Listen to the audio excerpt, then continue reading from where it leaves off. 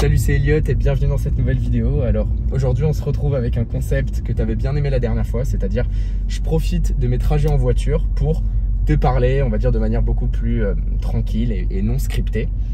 Et donc aujourd'hui je vais finalement te parler de ce que ça fait de gagner beaucoup d'argent en trading. D'accord? Donc mon expérience avec le fait de gagner beaucoup d'argent en trading.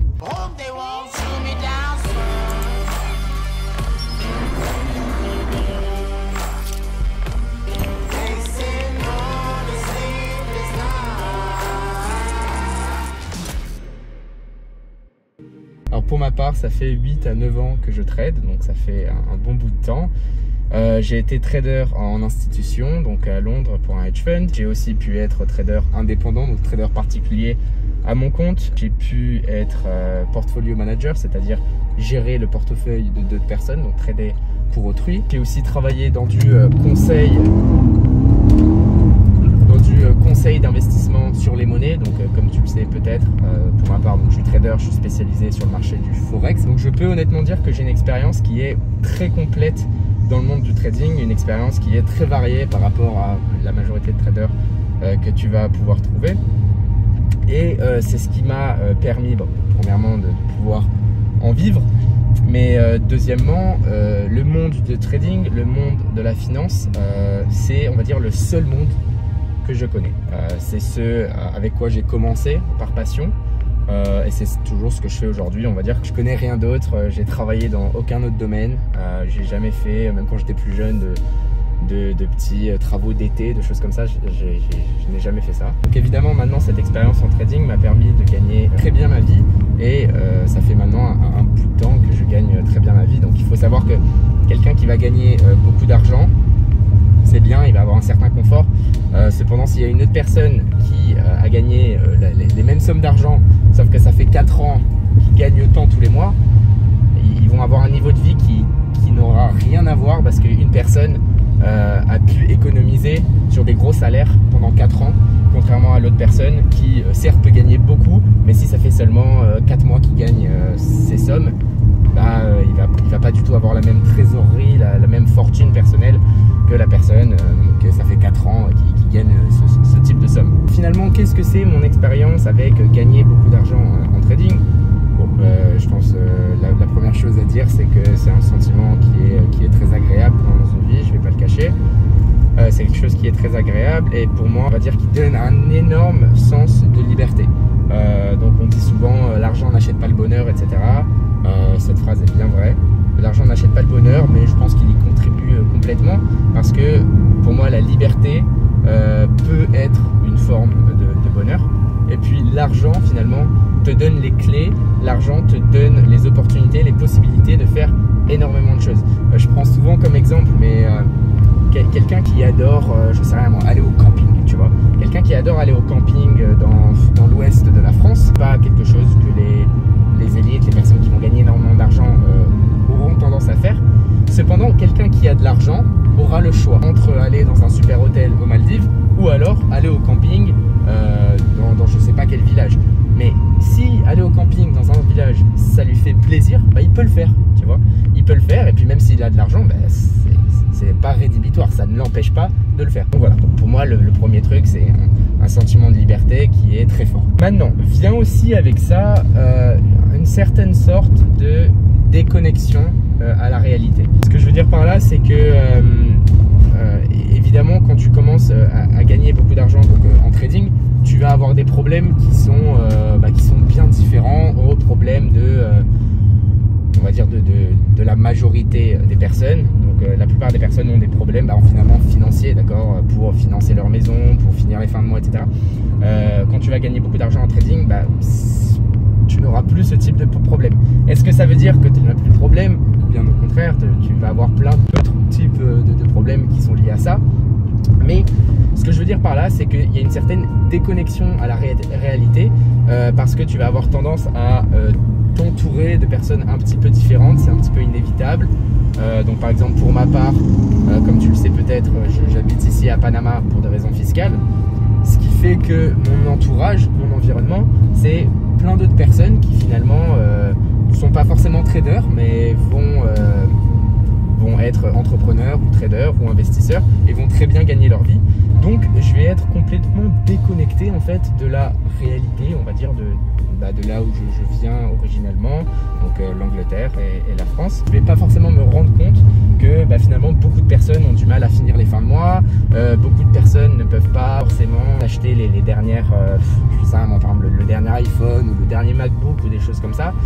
Ce qui, dans mon environnement, c'est vraiment pas un problème. Et puis s'acheter par exemple le dernier, comme je dis le dernier téléphone, c'est quelque chose de super débile, mais le dernier téléphone n'est pas du tout un luxe finalement, c'est plus un besoin, et les personnes update tous les ans. Donc voilà, j'ai une certaine déconnexion de la réalité et je me rends compte quand je parle avec des amis que j'avais de l'école ou alors même des membres de ma famille, où je me rends vite compte en fait que la vie est pas si facile que ça en fait pour la majorité des personnes. Ensuite, en tant que trader, quelque chose qui m'a affecté, je dirais, c'est que tu as un rapport à l'argent qui est un peu particulier.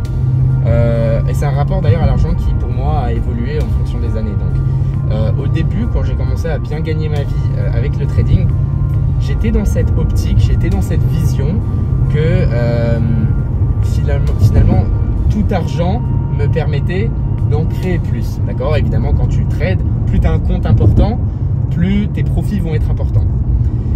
Mais malheureusement, surtout au début, je suis rentré dans une spirale où je ne voulais pas dépenser.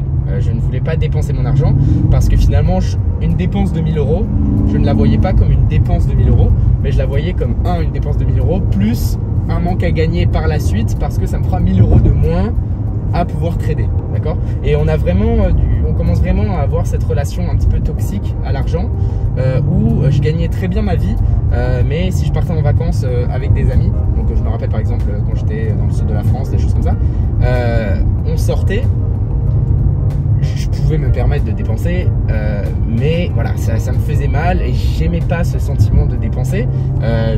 Comme tu sais peut-être, je suis un maniaque de Excel aussi, donc j'ai tendance à tout traquer, que ce soit mes fortunes personnelles, etc. Donc tout de suite, si j'avais de grosses dépenses, dans mes Excel, ça rentrait, donc ça en moins dans ma fortune personnelle, ça en moins dans mes comptes d'investissement, ça en moins dans mes comptes de trading.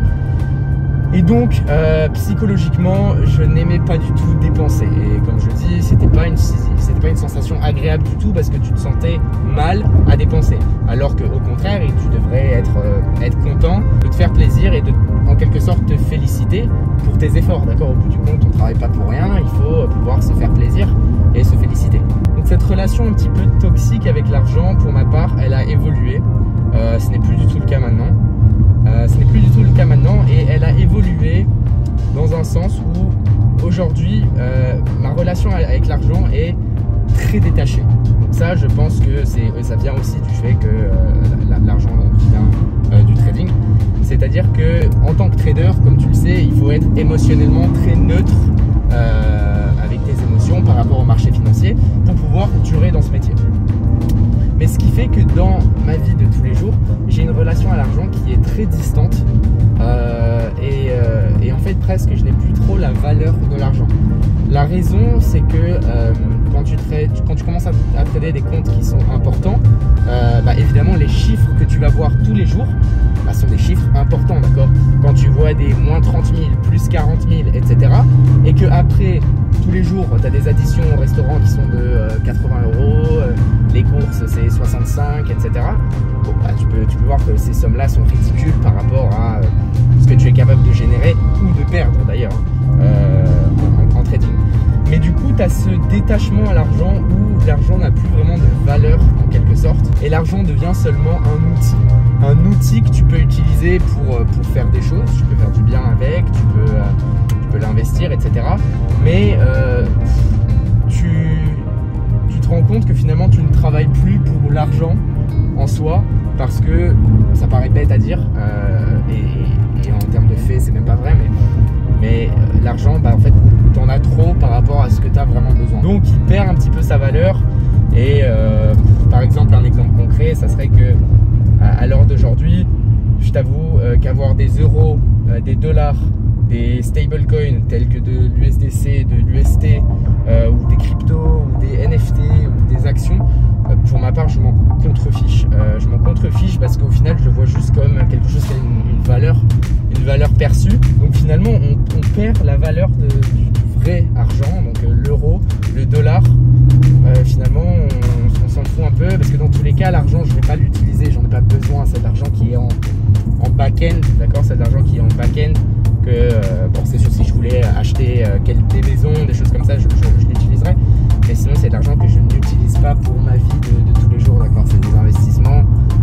Et donc ouais, je dirais que mon rapport à l'argent a évolué dans ce sens-là, c'est-à-dire que j'ai un détachement total à l'argent qui peut être dû pas forcément à une très bonne manière. Maintenant, une autre chose qui est toujours restée cependant, c'est que j'ai tendance à voir les choses non pour une valeur un peu plus conséquente, mais en termes de APY. Donc, APY, c'est le retour annuel qu'un investissement te crée. Donc par exemple, si on regarde les equities, les indices américains, on est sur un APY annuel moyen sur les 50 dernières années qui est dans les 8%. D'accord? Donc de moyenne générale, quand tu investis dans les indices américains sur une moyenne des 50 dernières années, tu vas gagner à peu près 8% par an. D'accord? Donc ça, c'est le APY. Et finalement, en tant que trader, en tant qu'investisseur, en travaillant en finance, peu importe, tu as cette habitude à voir les choses toujours en termes de APY. Donc par exemple, si j'achète une nouvelle voiture qui me coûte 100 000 $, je vais tout de suite voir que finalement ces 100 000 $, si ils étaient sur des indices américains, j'aurais un APY par exemple à 8%. Et donc, dans l'année, je me ferais 8 000 $ en plus. Okay, je me ferais 8 000 $ en plus dans l'année, alors qu'en achetant cette voiture, les 8%, je ne les aurais pas et en plus, la voiture va être coûtée, je vais perdre de l'argent. D'accord. Ce qui, je pense, par contre, n'est pas une mauvaise chose de voir les choses comme ça. Ça me permet de ne pas flamber, de ne pas dépenser de l'argent bêtement et de toujours réfléchir en termes d'investissement et en termes de rentabilité finalement. Maintenant, une autre expérience que j'ai eue avec le fait de gagner beaucoup d'argent en trading, c'est le fait que je trouve très difficile le fait de changer de business, le fait de changer mon activité. Il y a énormément de domaines qui m'intéressent, de choses que j'ai aimé faire, enfin que j'ai voulu faire à un moment donné et je ne les ai jamais faites. Pourquoi? Parce que finalement, je gagne très bien ma vie en trading et c'est un revenu sur lequel je suis 100% indépendant, d'accord? Je suis 100% en contrôle. Donc finalement, je suis un petit peu celui qui décide combien je gagne, même si évidemment il y a les conditions du marché, etc. Mais c'est quelque chose qui est très direct, d'accord? Tu prends ton trade, tu as ton profit ou tu as ta perte. À la fin du mois, tu vois combien il te reste, basta. Alors que rentrer dans un autre business, en fait, tout de suite, pour ma part, je me suis rendu compte que ça me prenait énormément de temps, ça me prenait énormément d'énergie, avec une rentabilité qui n'était pas forcément là, d'accord? Comme tu le sais sûrement, la plupart des business, quand tu les commences, tu vas pas avoir une rentabilité qui est immédiate, d'accord? Alors que quand tu es trader, et alors surtout si ça fait des années que tu es trader, tu es habitué à cette rentabilité immédiate en quelque sorte. Ce qui rend le fait de te lancer dans un autre business, mettre de l'argent, mettre du temps avec pas un retour qui est immédiat, ça le rend très difficile. Et donc pour moi, c'est toujours ce qui m'a déchauffé finalement à aller dans d'autres business. Donc on va dire que le seul équivalent, la seule autre occupation, mais en vrai c'est la même occupation sur laquelle tu peux bifurquer assez facilement en tant que trader, c'est le côté investissement. Donc partir sur quelque chose de beaucoup plus passif quand tu arrives à un stade où ta fortune personnelle, ton capital te permet de pouvoir vivre sur du entre 8 et 20% à l'année. Là tu vas pouvoir bifurquer sur de l'investissement, mais encore une fois c'est grosso merdo pareil que du trading avec juste un petit peu plus de temps libre. Maintenant, une autre chose que j'ai pu expérimenter, bon enfin bref, tu m'as compris, sur le fait de gagner beaucoup d'argent en trading, c'est que les gens autour de toi qui connaissent ton activité et connaissent, bon, pas forcément tes revenus, mais bon, de manière générale, c'est assez simple de savoir si quelqu'un gagne bien sa vie ou ne gagne pas bien sa vie. Et ce que je veux dire par là, c'est que les gens autour de toi ne vont pas comprendre pourquoi tu ne peux pas être à leur service. Ce que je veux dire par là, c'est que tu vas avoir beaucoup d'amis et de proches qui vont te demander qui vont essayer de te confier du capital, ok, qui vont essayer de te confier du capital, parce que pour eux, si toi tu es trader et tu sais faire un retour avec ton argent, bah automatiquement eux peuvent te donner leurs cacahuètes et toi tu vas volontiers trader avec et puis et leur proposer un retour et tout le monde est content, tout le monde est gagnant, etc. Et en tant que trader, bah, premièrement, tu n'as pas envie d'avoir cette responsabilité forcément. Donc si c'est réfléchi, c'est-à-dire que si tu recherches vraiment des investisseurs, auquel cas, d'accord, tu recherches des investisseurs pour qui tu vas pouvoir trader, faire un retour et il y a un certain accord sur le partage des profits, ça c'est une chose. Mais si tu as déjà des investisseurs ou alors tu es trader indépendant et tu ne cherches pas à avoir d'investisseurs, les personnes qui te proposent de l'argent, de manière générale, c'est une plaie, d'accord.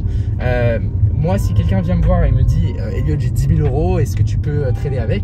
Je m'en tape, honnêtement. Alors, premièrement, parce que j'en ai pas besoin. Pour moi, ça va rien changer, j'en ai pas besoin, de 1. Et de 2, pour moi, ça va juste être un stress en plus, une complexité en plus, d'accord. Faut savoir quand j'ai mes comptes, si je les rajoute à mes comptes, je vais devoir faire une compta qui est un petit peu plus poussée pour calculer le fait que la personne a en effet 0,8% de mon compte appartient à elle, on va dire, ou à lui. Donc il y a ça, donc ça rajoute de la complexité. Si je gère un autre compte, bah, encore une fois ça va rajouter de la complexité parce que je vais devoir gérer 2 comptes en même temps. Et comme je le dis, de mon côté, je m'en fous. Les 10 000 €, je les ai aussi, tu vois.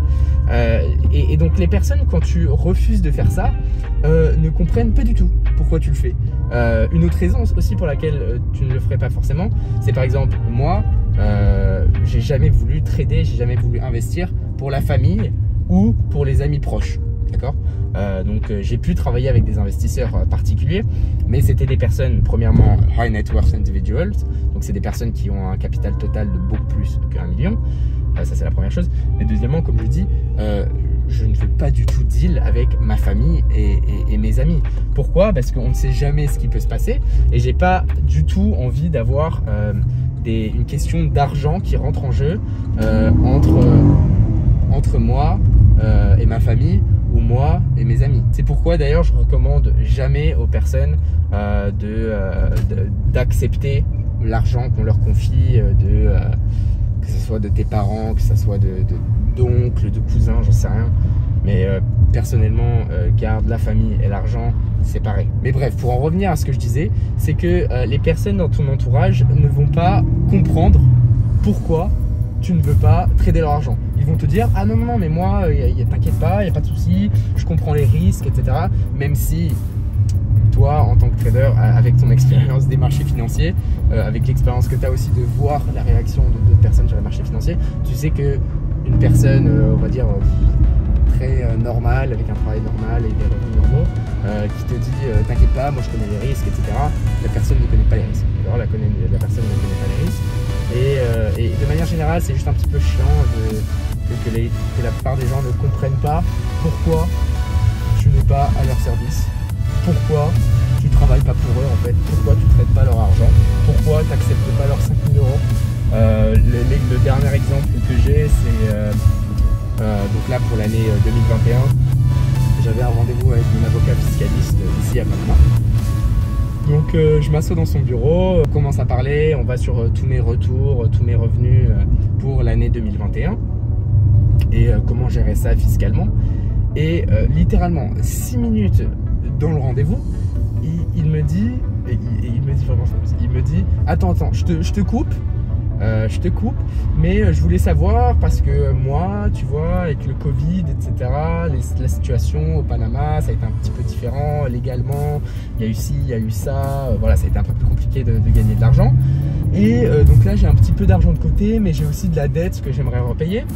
Et donc, je voulais te confier mon argent. Je voulais te confier mon argent. Pourquoi toi, tu trades avec? Et il m'a dit ça avec un grand sourire, en pensant que j'allais être là en mode putain mais merci de me confier ton argent, etc. Et donc il me dit ça, et je le regarde, je lui dis d'accord. Je lui dis mais par contre, moi de mon côté, merci, j'en veux pas de ton argent, tu peux te le garder.